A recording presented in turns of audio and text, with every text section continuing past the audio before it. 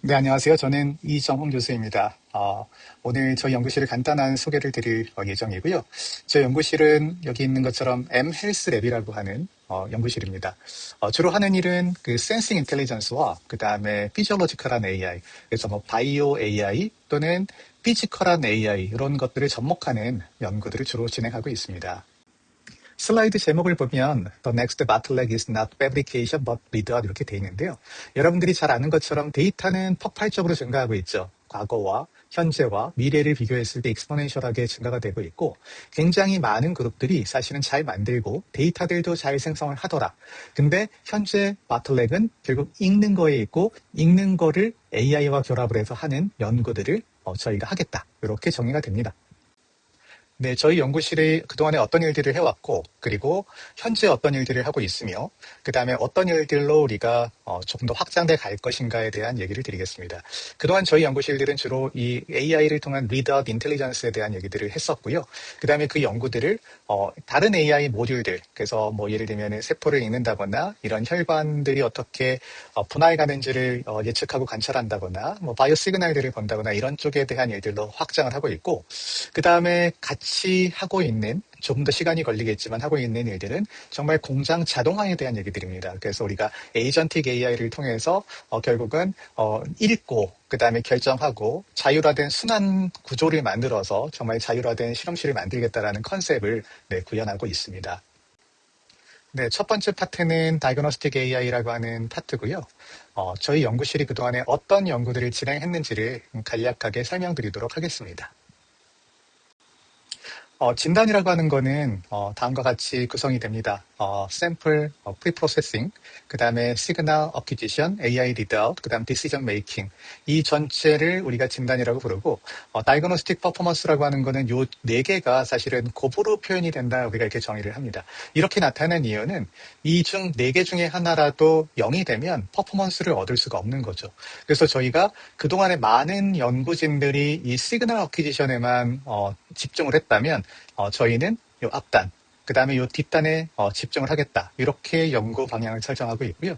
그래서 제목을 다이그노스틱은 센서가 아니다. 요 시그널 어퀴지션이 아니라 전체적인 워크플로우고 이 워크플로우가 모두가 만족이 되어야 진단이라는 영역이 완성이 된다. 네, 그렇게 정의가 됩니다. 특히 저희 연구팀은 여기 앞단에 있는 프리트리트먼트나 인리치먼트, 그 다음에 뒷단에 있는 AI 인터프리테이션에 대한 연구들을 많이 진행을 했었고, 생체 샘플이라고 하는 거는 사실은 굉장히 복잡합니다. 뭐 수십만 종, 알려진 것만 수만 종, 수십만 종이 되고 굉장히 복잡하고 우리가 보고 싶어 하는 거는 농도가 굉장히 낮고 나머지 필요 없는 것들은 백그라운드를 많이 만들고 그래서 디텍션 리밋을 계속 향상시켜야 함에도 불구하고 그게 굉장히 어려웠고요. 그거를 극복할 수 있는 방향으로 우리가 이런 프리트리트먼트나 아니면 인리치먼트에 대한 기술을 하나 보유하고 있고 그 다음에 뒷단에 있는 AI 기술은 사실은 어떻게 보면은 주관적인 평가를 안 하게끔 그 다음에 민감도를 높이게끔 노이즈를 줄이게끔 하는 그런 분석법들이 필요합니다. 그래서 이 시그널 어퀴지션보다는 이 앞단과 뒷단에 바틀렉이 있다라고 우리는 판단하고 그 바틀렉을 해결하는 방향으로 연구를 진행하고 있었습니다. 그리고 연구를 진행하고 있습니다. 그래서 현재까지 진행했던 연구들을 살펴보면 샘플 프리프로세싱이라고 해서 어떤 생체 분자들, 박테리아나 바이러스나 항체 같은 것들을 원하는 수준으로 농축을 하고 원치 않는 것들은 이렇게 저희가 제거를 하게 됩니다. 그래서 이런 방식을 기술을 크게 하나 가지고 있고요. 그 다음에 이제 디시전 메이킹을 하는 AI를 통해서 결국은 우리가 디시전 메이킹을 하는 AI 기술에 대해서 크게 또 한 기술을 갖고 있고 이 두 개의 기술이 융합되는 영역에서의 그런 응용에 대한 기술들을 또한 보유하고 있습니다. 샘플 프리프로세싱에 관련한 우리 기술을 하나를 설명을 드리겠습니다. 여기 있는 것처럼 비틀즈 스퀘어 또는 저희가 나노트랩이라고 해서 결국 위크 시그널들을 리커버링하는 그런 기술이고요. 여기 보시면은 제 얼굴이 가려서 안 보일 수 있는데 AAO라고 하는 나노포어 물질과 그 다음에 IDCM이라고 하는 생체 분자들이 하이브리드가 된 어떤 막이 여기 살짝 들어갑니다.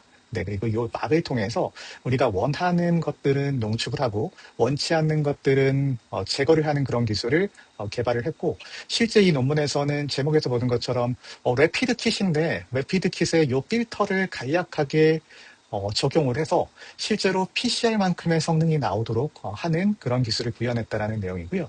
이 기술은 2024년에 국가 100대 기술에 네, 선정이 됩니다. 이게 왜 중요한지는 뒤에 다시 한번 말씀을 드리도록 할게요. 실제로 이 필터의 특징인데요. 여기 있는 것처럼 커머셜한 LFE에서는 잡을 수 있는 농도가 이만큼이었다면 이 필터를 쓰게 되면은 굉장히 민감도도 좋아지고 LOD도 형성이 됩니다. 얘는 구성이 이렇게 돼 있고 굉장히 유니크한 방법이죠. 여기 있는 여러 가지 장점들은 저희가 스킵을 하고 실제로 비틀즈 스퀘어라는 걸 쓰지 않은 진단과 비틀즈 스퀘어를 썼을 때의 진단이 저희가 민감도 특이도 기준으로 30%대에서 거의 85% 이상, 90%까지 증가가 되는 것을 확인할 수가 있습니다. 그래서 얘를 쓰게 되면 뭐 수천 원짜리, 천 원짜리 디바이스로 거의 뭐 10만 원 이상이 가는 디바이스를 저희가 수준까지 민감도를 올릴 수 있었다. 그런 결과를 얻을 수가 있었습니다. 그리고 우리가 바틀렉은 양쪽에 있다라고 얘기를 했을 때 앞서 얘기한 비틀즈라고 하는 기술은 앞단에 대한 얘기들이고요.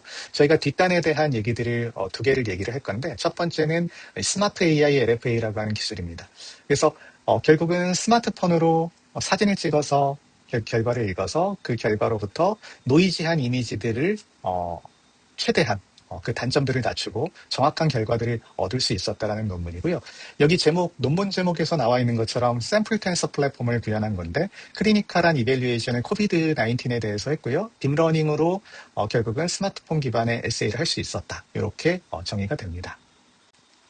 그래서 앞서 기술이 이미지를 보고 찍은 거죠. 그래서 우리가 2D 이미지를 통해서 찍었다면 얘 같은 경우는 그거를 도메인을 확장시킨 겁니다. 우리가 차원을 확장을 시켜서 결국은 타임 도메인에 대해서는 어떻게 되는 건지를 보게 되면 우리가 다이나믹스를 볼 수가 있어요. 근데 다이나믹스를 보는 것뿐만 아니라 여기 있는 것처럼 프리딕티브 다이그노스틱을 할 수가 있습니다. 우리가 실제로 이렇게 아주 빠르게 예를 들면은 이렇게 급성으로 진단해야 되는 여러 가지 케이스들이 있는데 결국은 예측해서 보게 되면 빨리 진단할 수 있지 않을까 그런 이제 출발점에서 출발을 한 연구입니다.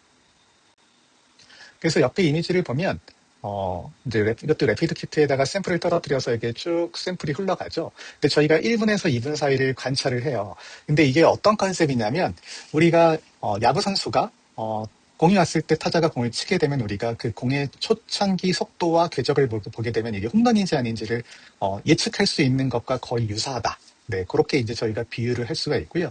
그런 것처럼 다이나믹스를 보고서는 시계열의 데이터들을 보고 예측하는 겁니다.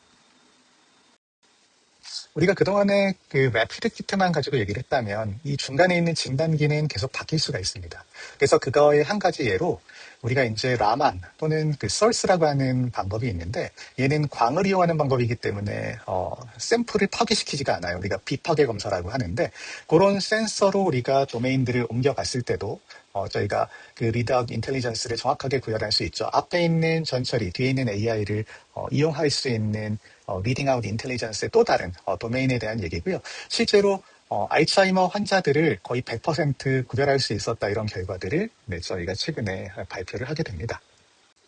그래서 저희가 했던 연구들을 간략하게 요약을 하면 여기 있는 것처럼 전처리, 그 다음에 AI 기술들, 그 다음 그걸 융합한 기술들, 그래서 인리치먼트, 이미지 리드아웃, 그 다음 카이네틱 프리딕션, 워크플로우 인테그레이션 같은 기술들을 우리 연구팀들이 가지고 있고 developing readout capability not just diagnostic device라고 해서 디바이스에 한정된 것이 아니라 진짜 리드아웃 할 수 있는 capability를 저희가 보유하고 있다.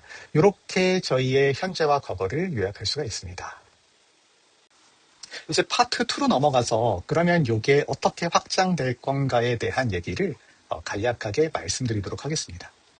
저희가 앞서 말씀드렸던 기술들, 인리치먼트, 이미지 리드아웃, 카이네틱 프리딕션, 워크플로우 인테그레이션 같은 경우는 예를 들면 올가노이드 같은 또는 MPS 같은 것들에 매칭돼서 보면 머폴러지나 오믹스나 세크레토미나 드러그 리스폰스 같은 것들을 측정할 수 있는 기반 기술이 되고 두 개는 연결이 된다. 이렇게 설명을 드릴 수가 있습니다.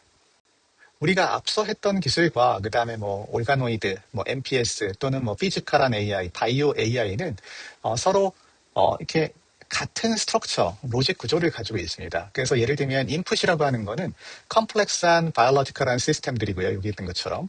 그다음에 아웃풋이라고 하는 거는 액셔너블한 리졸트로 여기 있는 것처럼 이런 요소들을 보고 싶어 하는 거죠.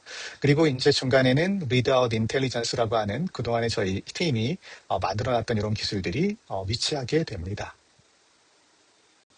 그래서 간략하게 우리가 마이크로 피지올로지컬한 시스템의 리드아웃 AI 모듈들이 어떻게 구성이 되어 있는지를 설명드리겠습니다. 그래서 이런 일들은 이미 저희가 연구를 진행을 하고 있고, 여기 올가노이드, 뭐 올가노너칩 이런 곳에서 셀 펑션이나 베스큘러 네트워크나 어떤 이뮨 셀 다이나믹스나 아니면은 그러니까 EV들, 그 다음에 뭐 스펙트럼 기반의 분석들 같은 큰 카테고리에 있는 연구들을 저희 연구실이 이미 콜라보레이션을 해서 진행하고 있다 이렇게 말씀을 드릴 수가 있습니다. 여러 연구 중에 저희가 하나만 예시로 말씀을 드리면 여기 있는 것처럼 우리가 읽을 수 있는 것들은 셀의 모폴로지, 크기나 원형도나 길이 같은 것들, 셀의 모텔러티 같은 것들을 우리가 읽을 수가 있죠. 다 다이나믹스든 아니면 CNN 기반의 이미지든 읽을 수가 있고, 여기 있는 것처럼 뭐 근육의 움직임들을 모니터링 한다거나 그런 근육 모델들을 만들고, 결국은 뭐 에이징이나 아니면 그 드랍 리스폰스 같은 것들을 엔드포인트에서 볼 수 있는 그런 모델을 만들 수가 있습니다. 그래서 잘 만드는 그룹들이 많으니 우리는 이거를 잘 읽을 수 있는 AI를 개발하는 그런 목표를 제시하고 이런 목표를 달성하는 연구들을 진행하고 있습니다. 마지막 파트는 파월드 에이전틱 NPS라는 타이틀로 저희가 마무리를 짓도록 하겠습니다. 결국은 이 하나하나 우리가 근육이다, 혈관이다, 아니 면역이다, 스펙트로스코피다, 시크리톰이다 이런 하나하나의 인디비주얼 리드와 모듈들이 있다면 결국은 이걸 토탈에서 자동화하고 페루프로 돌릴 수 있는, 클로즈 루프로 돌릴 수 있는 방법은 이걸 오케스트레이션 레이어를 하나를 더 만들고 이것들을 다 관리하고 이해하고 또는 해석하고 하는 그런 역할을 하는 것들을 탑재하는 겁니다. 그래서 뒤에 다시 한번 예들을 보여드릴게요. 그래서 한 가지를 보여드리면, 여기 이제 라만 GPT라고 해서 라만에다가 저희가 이렇게 텍스트로 프롬프트를 줘요. 예를 들면 우리가 뭐를 분석하고 싶고, 뭐 이런 텍스트를 주게 되면 라만에 있는 모든 구성 요소들이 있습니다. 이미지를 본다거나, 포커싱을 한다거나, 스펙트럼을 분석한다거나, 이런 것들을 할 수 있는 하나하나를 API를 통해서 다 컨트롤을 하고요. 실제로 라만이라고 하는 장비를 보면 라만에서는 포커싱을 하거나 이렇게 핫스팟을 찾아다니는 일들에 굉장히 많은 시간들을 소비하고 있습니다. 그래서 저희가 AI를 통해서 컨트롤을 하게 되면 이런 시간들을 대폭 줄일 수가 있고, 그 다음에 그래서 이 스펙트럼의 시그널들을 굉장히 향상시킬 수가 있고, 거기서부터 나오는 분석들을 또한 정확하게 해낼 수가 있죠. 이거는 이제 라만의 오토메이션에서 저희가 얘기를 하는 거고, 뒤에 또 자세한 기회가 되면 자세하게 또 얘기를 하겠지만, 여기는 LLM 오케스트레이터라는 게 달려서 이 전체를 통제하게 됩니다.